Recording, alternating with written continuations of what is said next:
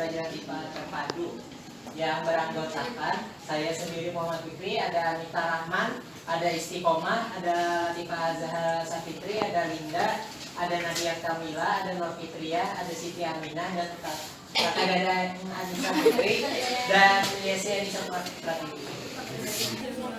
Sebelum masuk lebih dalam, kita harus tahu dulu apa itu strategi pembelajaran. Jadi menurut si Hardy, Langley, dan Ross dalam kitab Sujanda mengemukakan bahwa strategi is perceived as plan or set of explicit intention preceding and controlling action, yang artinya strategi dipahami sebagai rencana atau kehendak yang mendahului dan mengendalikan kegiatan. Sedangkan menurut Suyono dan Haryanto pada tahun 2011 mendefinisikan strategi pembelajaran sebagai rangkaian kegiatan terkait dengan pengelolaan siswa lingkungan belajar, pengelolaan sumber belajar, dan penilaian untuk mencapai tujuan pembelajaran. Dalam strategi pembelajaran itu ada formulasinya. Jadi formulasi itu adalah istilah yang digunakan sebagai dalam berbagai penggunaan atau dapat dikatakan sebagai merumuskan atau menyusun sesuatu ke dalam suatu bentuk yang tepat. Dalam proses pembelajaran, formulasi strategi dapat diartikan sebagai proses perumusan atau penyusunan strategi yang akan dilakukan oleh guru dalam kegiatan belajar mengajar sehingga tujuan pendidikan dapat tercapai dengan maksimal. Kemudian yaitu dengan suatu strategi tertentu, perancang dapat menilai semua kemungkinan yang penting untuk dapat sampai pada keputusan atau penyelesaian dalam rangka mencapai tujuan sistem yang telah ditetapkan. Ada 3 tahap dalam merencanakan suatu sistem, yaitu pertama, menganalisis tuntutan-tuntutan sistem, yang kedua, mendesain sistem, dan yang ketiga, mengevaluasi dampak sistem. Kemudian ada jenis-jenis strategi pembelajaran. Strategi pembelajaran ini terdiri dari 6 jenis. Yang pertama yaitu strategi pembelajaran ekspositori, yang kedua ada penemuan, dan yang ketiga ada pemasaran, yang keempat ada inquiry, yang kelima ada praktik dan efektif, dan yang terakhir tidak langsung. Strategi ini dalam mengajarkan materi pembelajaran sehingga materi yang disampaikan dapat diterima dan sesuai dengan tujuan dari pembelajaran. Di sini tadi kan sudah disebutkan jenis-jenis pembelajaran. Saya akan menjelaskan salah satu strategi pembelajaran. Yang pertama yaitu strategi pembelajaran ekspositori. Menurut Sanjaya merupakan strategi pembelajaran yang menekankan pada proses penyampaian materi secara verbal dari guru kepada siswa dengan maksud agar siswa dapat menguasai materi secara optimal. Kata verbal dalam Kamus Besar Bahasa Indonesia adalah secara lisan atau bukan tertulis, bersifat khayalan. Ini berarti kemampuan seseorang pengajar secara lisan dapat menjelaskan materi yang diajarkan. Jadi, seorang pengajar dituntut untuk mampu menyampaikan dengan lisan, dan itu tujuannya agar materi dapat dikuasai oleh siswa secara optimal. Nah, di sini ada kelebihan dari strategi pembelajaran ekspositori, ada 4. Yang pertama yaitu dengan strategi pembelajaran ekspositori, guru bisa mengontrol urutan dan keluasan materi pembelajaran. Dengan demikian, ia dapat mengetahui sejauh mana siswa mengetahui bahan pelajaran yang disampaikan. Yang kedua, strategi pembelajaran ekspositori dianggap sangat efektif apabila materi pelajaran yang harus dikuasai siswa cukup luas, sementara itu waktu yang dimiliki untuk belajar itu terbatas. Yang ketiga, melalui strategi pembelajaran ekspositori, selain siswa dapat mendengarkan melalui penuturan tentang suatu materi pelajaran, juga sekaligus siswa bisa melihat atau mengobservasi melalui pembelajaran melalui pelaksanaan demonstrasi. Dan yang terakhir yaitu keuntungan lain adalah strategi pembelajaran ini bisa digunakan untuk jumlah siswa yang dengan dalam ukuran yang kelas yang besar atau banyak siswa. Di sini ada kelemahan dari strategi pembelajaran ekspositori. Yang pertama itu ada strategi pembelajaran ini hanya mungkin dapat dilakukan terhadap siswa yang memiliki kemampuan mendengar dan menyimak secara baik. Untuk siswa yang tidak memiliki kemampuan seperti itu perlu digunakan strategi yang lain. Yang kedua, strategi ini tidak mungkin dapat melayani perbedaan setiap individu, baik perbedaan kemampuan, pengetahuan, minat, dan bakat, serta perbedaan gaya belajar. Selanjutnya ada strategi pembelajaran penemuan atau discovery. Teknik penemuan adalah terjemahan dari discovery. Jadi pembelajaran discovery atau penemuan adalah metode mengajar yang mengatur pengajaran sedemikian rupa sehingga anak memperoleh pengetahuan yang sebelumnya belum diketahui itu tidak melalui pemberitahuan. Sebagian atau seluruhnya ditemukan sendiri. Dalam pembelajaran discovery atau penemuan, kegiatan atau pembelajaran yang dirancang sedemikian rupa sehingga siswa dapat menemukan konsep-konsep dan prinsip-prinsip melalui proses mentalnya sendiri. Dalam menemukan konsep, siswa melakukan pengamatan, menggolongkan, membuat dugaan, menjelaskan, menarik kesimpulan, dan sebagainya untuk menemukan beberapa konsep atau prinsip. Selanjutnya yaitu kelebihan. Kelebihan di sini dapat kita ketahui yaitu teknik ini mampu membuat siswa untuk mengembangkan memperbanyak kesiapan serta penguasaan keterampilan dalam proses kognitif atau pengenalan siswa. Siswa mampu memperoleh pengetahuan yang bersifat sangat pribadi atau individual sehingga dapat kokoh atau mendalam tertinggal dalam jiwa siswa tersebut, dapat membangkitkan kegairahan belajar para siswa.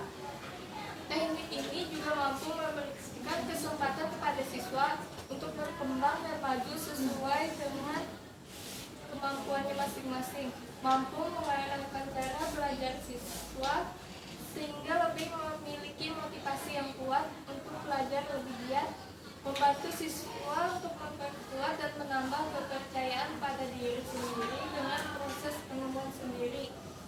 Selanjutnya itu strategi ini berpusat pada siswa, tidak pada guru hanya sebagai teman belajar saja, yaitu membantu bila diperlukan.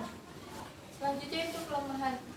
Kelemahannya yaitu pada siswa harus ada kesiapan dan kematangan mental untuk cara belajar ini. Siswa harus berani dan berkeinginan untuk mengetahui keadaan sekitarnya dengan baik. Bila kelas terlalu besar, penggunaan teknik ini akan kurang berhasil. Bagi guru dan siswa yang sudah biasa dengan perencanaan dan pengajaran tradisional, mungkin akan sangat kecewa bila diganti dengan teknik penemuan. Dengan teknik ini, ada yang berpendapat bahwa proses mental ini terlalu mementingkan proses pengertian saja, kurang memperhatikan perkembangan atau pembentukan sikap dan keterampilan bagi siswa. Dan terakhir yaitu teknik ini mungkin tidak memberikan kesempatan untuk berpikir secara kreatif. Kemudian jenis strategi pembelajaran selanjutnya ada strategi pembelajaran penguasaan atau mastery learning. Jadi strategi pembelajaran penguasaan ini dapat diartikan bahwa belajar tuntas adalah suatu strategi pengajaran yang diindividualisasikan dengan menggunakan pendekatan kelompok. Hal ini dapat diterapkan secara tuntas untuk meningkatkan kualitas pendidikan agar tujuan pembelajaran dapat tercapai. Kemudian ada kelebihan dari strategi ini, yaitu strategi ini sejalan dengan pandangan psikologi belajar modern yang berpegang pada prinsip perbedaan individual belajar kelompok. Yang kedua, dalam strategi ini guru dan siswa diminta bekerja sama secara partisipatif dan persuasif, baik dalam proses belajar maupun dalam proses bimbingan terhadap siswa lainnya. Yang ketiga, strategi ini berorientasi kepada peningkatan produktivitas hasil belajar. Yang keempat, penilaian yang dilakukan terhadap kemajuan belajar siswa mengandung unsur objektivitas yang tinggi. Selanjutnya, kelemahan strategi pembelajaran penguasaan. Nah, kelemahannya itu, para guru umumnya masih mengalami kesulitan dalam membuat perencanaan belajar tuntas karena harus dibuat untuk jangka 1 semester. Di samping penyusunan satuan-satuan pelajaran yang lengkap dan menyeluruh. Lalu strategi ini sulit dalam pelaksanaannya karena melibatkan berbagai kegiatan yang berarti menuntut macam-macam kemampuan yang memadai. Lalu, guru-guru yang sudah terbiasa dengan cara-cara lama akan mengalami hambatan untuk menyelenggarakan strategi ini yang relatif lebih sulit dan masih baru. Kelemahan yang lainnya, strategi ini membutuhkan berbagai fasilitas, perlengkapan alat, dana, dan waktu yang cukup besar. Dan terakhir, untuk melaksanakan strategi ini, mengacu kepada penguasaan materi belajar secara tuntas sehingga menuntut para guru agar menguasai materi tersebut secara luas, menyeluruh, dan lebih lengkap. Sehingga para guru harus lebih banyak menggunakan sumber-sumber yang lebih luas. Selanjutnya, strategi pembelajaran inquiry. Strategi ini menekankan kepada proses mencari dan menentukan. Materi pelajaran tidak diberi secara langsung. Peran siswa dalam strategi ini adalah mencari dan menemukan strategi materi pelajaran, sedangkan guru berperan sebagai fasilitator dan pembimbing siswa untuk belajar. Strategi pembelajaran inquiry merupakan rangkaian pembelajaran yang menekan pada proses berpikir kritis dan analis, mencari dan menentukan sendiri jawaban dari suatu masalah yang dipertanyakan. Inquiry diawali dengan kegiatan pengalaman dalam upaya memahami suatu konsep. Selanjutnya yaitu kelebihan strategi pembelajaran inquiry, di mana strategi pembelajaran inquiry ini menekankan kepada pengembangan aspek kognitif, afektif, dan psikomotorik secara seimbang sehingga pembelajaran melalui strategi ini akan dianggap lebih bermakna. Kemudian yaitu dapat memberikan ruang kepada siswa untuk belajar sesuai dengan gaya belajar mereka. Yang ketiga yaitu strategi pembelajaran inquiry merupakan strategi yang dianggap sesuai dengan perkembangan psikomotorik belajar modern, yang menganggap belajar adalah proses perubahan tingkah laku berkat adanya pengalaman. Yang terakhir yaitu kelebihan yang lainnya yaitu strategi pembelajaran ini dapat melayani kebutuhan siswa yang memiliki kemampuan di atas rata-rata. Artinya siswa yang memiliki kemampuan belajar baik tidak akan terhambat oleh siswa yang lemah dalam belajar. Adapun kelemahan dari strategi pembelajaran inquiry yaitu jika strategi pembelajaran inquiry sebagai strategi pembelajaran, maka akan sulit terkontrol kegiatan dan keberhasilan siswa. Adapun yaitu strategi ini sulit dalam merencanakan pembelajaran karena terbentuk dengan kebiasaan siswa dalam belajar. Yang terakhir yaitu kadang-kadang dalam mengimplementasikannya memerlukan waktu yang panjang sehingga guru sulit menyesuaikannya dengan waktu yang telah ditentukan. Selanjutnya yaitu strategi pembelajaran afektif. Strategi pembelajaran afektif adalah strategi yang bukan hanya bertujuan untuk mencapai dimensi yang lainnya, namun sikap dan keterampilan afektif berhubungan dengan volume yang sulit diukur karena menyangkut kesadaran seseorang yang tumbuh dari dalam. Adapun peserta didik yang memiliki minat belajar dan sikap positif terhadap pelajaran akan merasa senang mempelajari mata pelajaran tertentu sehingga dapat mencapai hasil pembelajaran yang optimal. Oleh karena itu, untuk mencapai hasil belajar yang optimal dalam merancang program pembelajaran dan kegiatan pembelajaran bagi peserta didik. Adapun pendidik harus memperhatikan karakteristik afektif peserta didik. Baik, di sini saya akan menjelaskan tentang kelebihan dan kelemahan dari strategi pembelajaran afektif. Yang pertama ada kelebihan. Dalam kelebihan ini, pelaksanaan pembelajaran afektif akan dapat membentuk watak serta peradaban bangsa yang bermartabat. Yang kedua, mengembangkan potensi peserta didik dalam hal nilai dan sikap. Yang ketiga, menjadi sarana pembentukan manusia yang beriman dan bertakwa kepada Tuhan Yang Maha Esa, berakhlak mulia, sehat, berilmu, cakap, kreatif, mandiri, dan menjadi warga negara yang demokratis serta bertanggung jawab. Yang keempat, peserta didik akan lebih mengetahui mana hal yang baik dan mana hal yang tidak baik. Yang kelima, ada peserta didik akan mengetahui hal yang berguna atau berharga, seperti sikap positif dan tidak berharga dan tidak berguna, yaitu sikap negatif. Dengan pelaksanaannya, strategi pembelajaran afektif akan memperkuat karakter bangsa Indonesia, apalagi apabila ditetapkan pada anak sejak dini. Yang terakhir, dengan pelaksanaan pembelajaran afektif, siswa dapat berperilaku sesuai dengan pandangan yang dianggap baik dan tidak bertentangan dengan norma-norma yang berlaku. Selanjutnya ada kelemahannya. Yang pertama, kurikulum yang berlaku selama ini cenderung diarahkan untuk membutuhkan intelektual atau kemampuan kognitif, di mana anak diarahkan kepada menguasai materi tanpa memperhatikan pembentukan sikap dan moral. Yang kedua, sulitnya melakukan kontrol karena banyaknya faktor yang dapat mempengaruhi perkembangan sikap seseorang. Yang ketiga, keberhasilan pembentukan sikap tidak bisa dievaluasi dengan segera karena perubahan sikap dilihat dalam rentan waktu yang cukup lama. Dan yang terakhir, pengaruh kemampuan teknologi, khususnya teknologi informasi yang menyuguhkan aneka pilihan program acara yang berdampak pada pembentukan karakter. Selanjutnya ada strategi pembelajaran tidak langsung atau indirect instruction.